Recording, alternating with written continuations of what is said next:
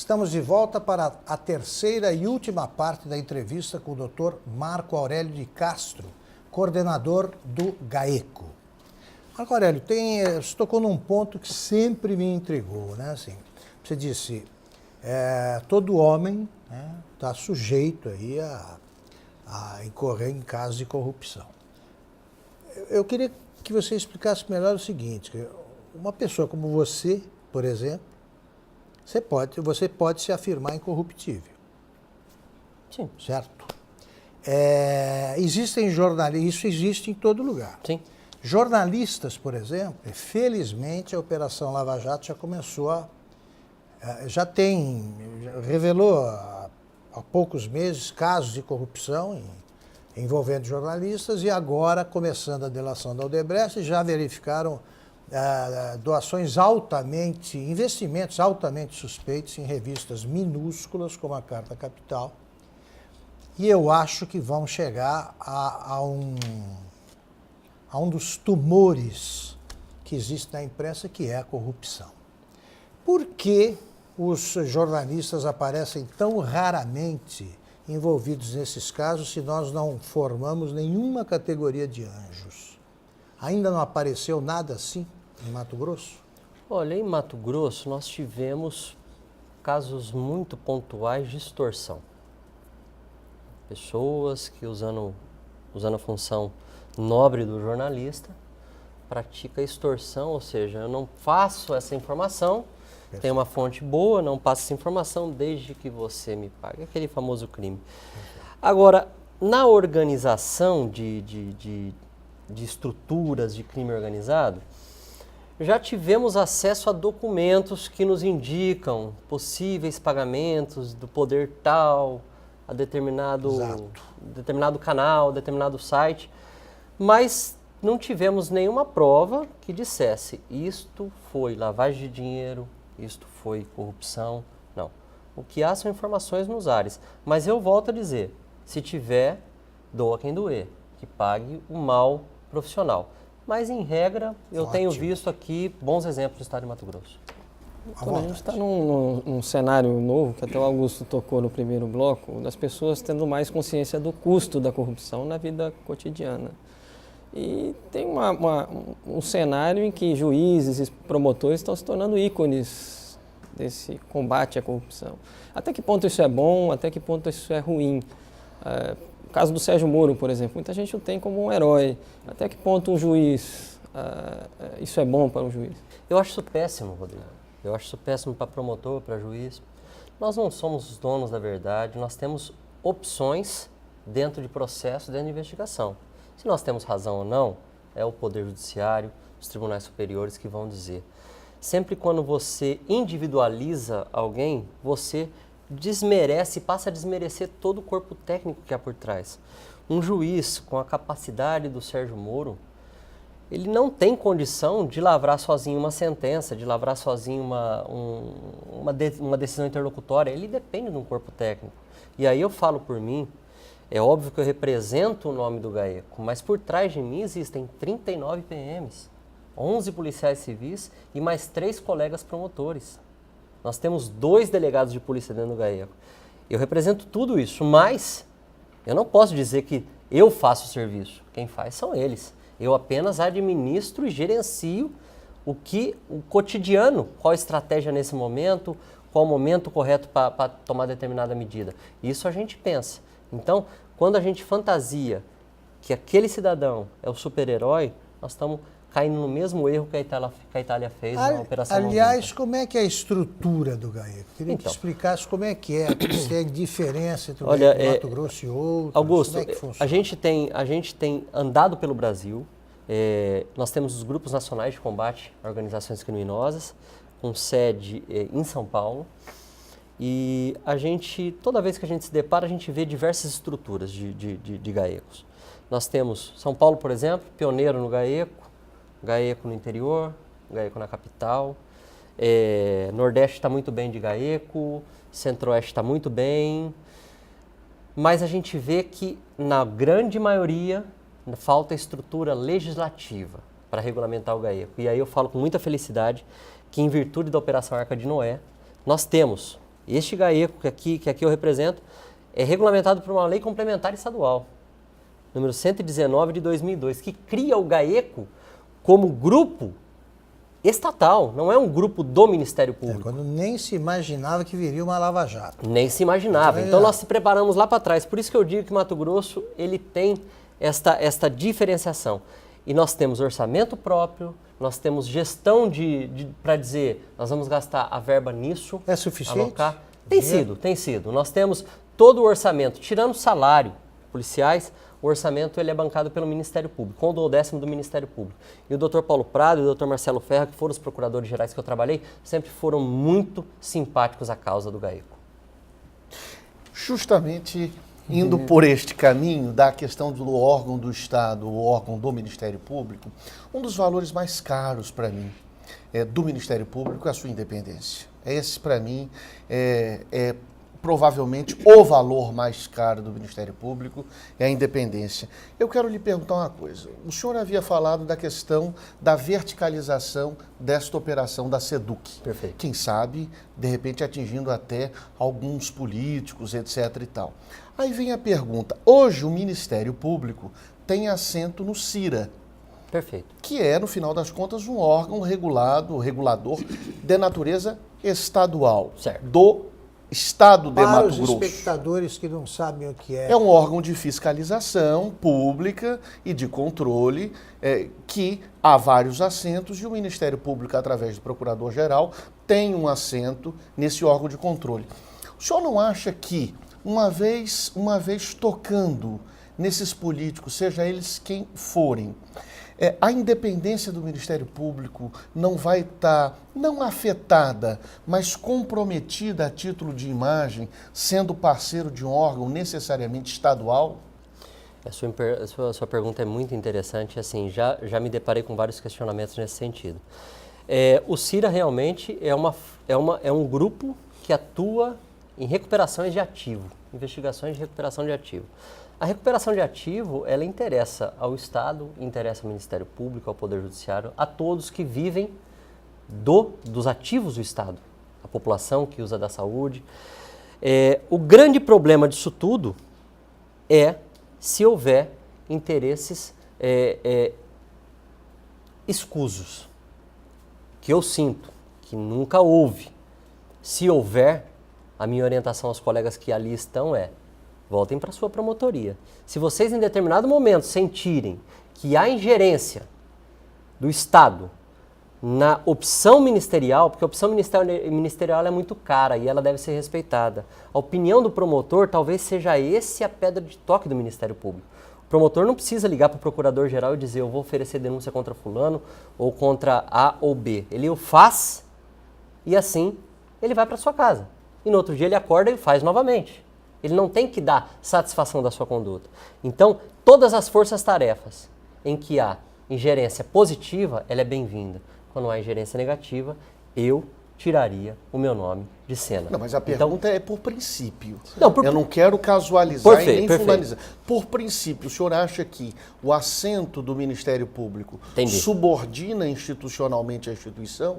Então, o que eu quero perguntar, o CIRA, afinal de contas, na sua opinião, é inconstitucional ou é constitucional? Não, eu acredito e já vi a tese que sustenta que ele seja constitucional. Não verifico uma subordinação, verifico um momento em que o Ministério Público não decide sozinho, ele opina. Mas, volto a dizer, ele tem que opinar e se ele discorda daquele cenário onde ele está, ele que saia. Mas como o senhor avalia até agora? Tem feito CIRA? a diferença? O que eu tenho acompanhado, eu não trabalho com o CIRA. O CIRA, quem trabalha é a doutora Ana Bardusco, que fica ali presidindo investigações.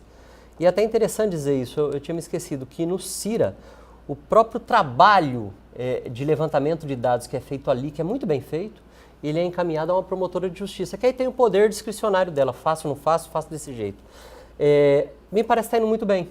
Então, assim, não ouvi em nenhum momento ela, a gente é muito próximo ali do dia a dia, dizer, estão direcionando ou estão deixando ser direcionado. Não, me parece que está indo bem. Deixa eu aproveitar para provocar o meu amigo Eduardo, Mas tratando de advogados.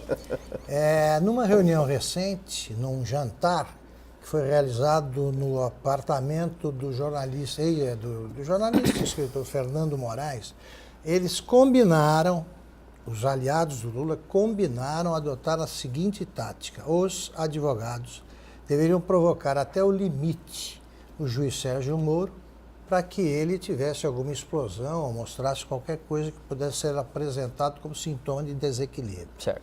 Os advogados estão fazendo isso ostensivamente. Como é que deveria reagir um juiz, nesse caso, e de que modo o Ministério Público pode ajudar a deter esse tipo de ofensivo que a qualquer momento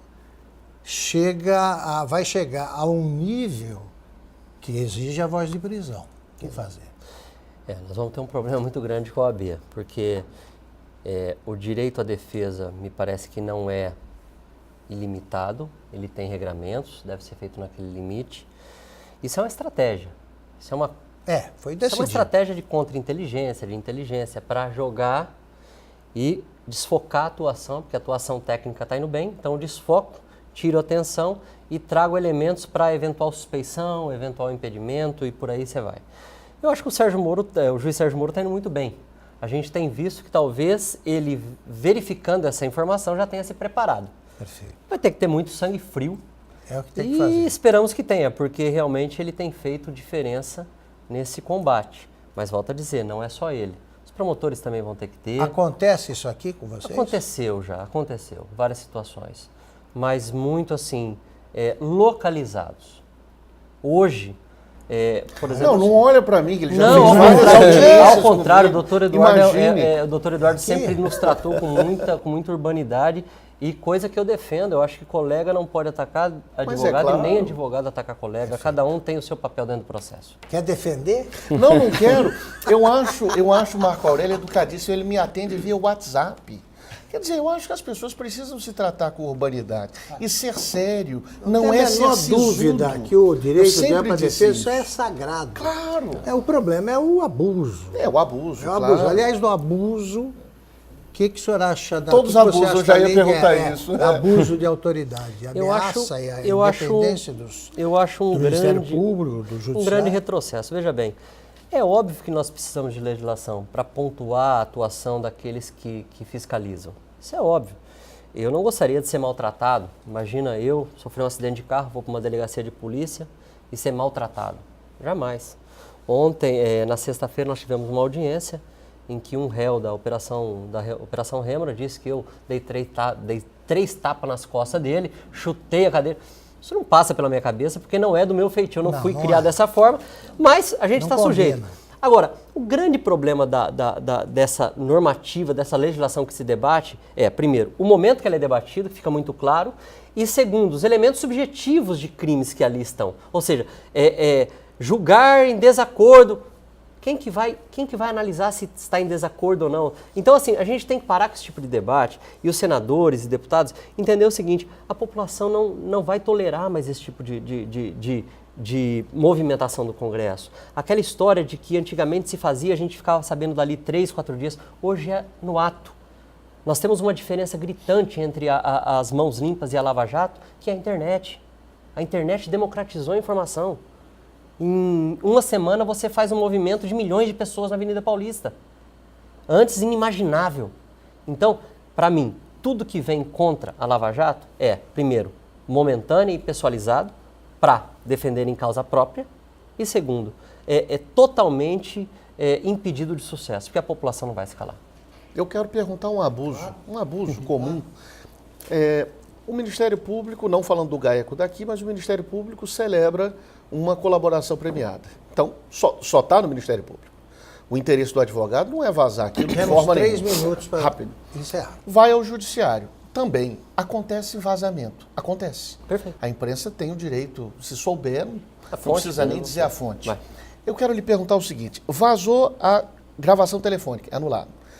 Vazou o sigilo bancário, a operação anulada. Vazou a delação premiada antes da denúncia, ou antes do recebimento da denúncia.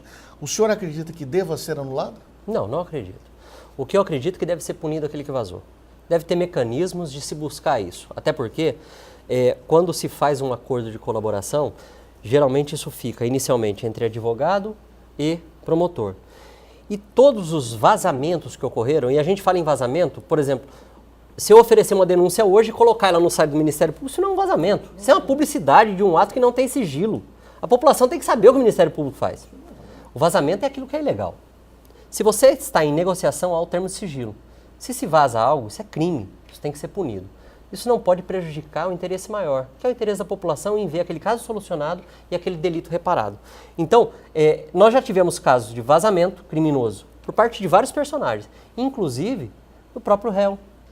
Advogados, que vai lá para extorquir o outro, dizendo, eu apresentei um anexo teu, ou você me dá, ou eu sustento. Perfeito. Porque o anexo sozinho é um nada. Então, assim, eu espero que isso seja punido. Agora, eu não posso prejudicar a população, que é a proteção maior do direito penal brasileiro. Rodrigo, você faz a última pergunta do programa. Eu queria ouvir do senhor, da sua experiência aí no GAECO, dessas várias operações que foram deflagradas, a gente vê um denominador comum ali, que é o Caixa 2, financiamento eleitoral.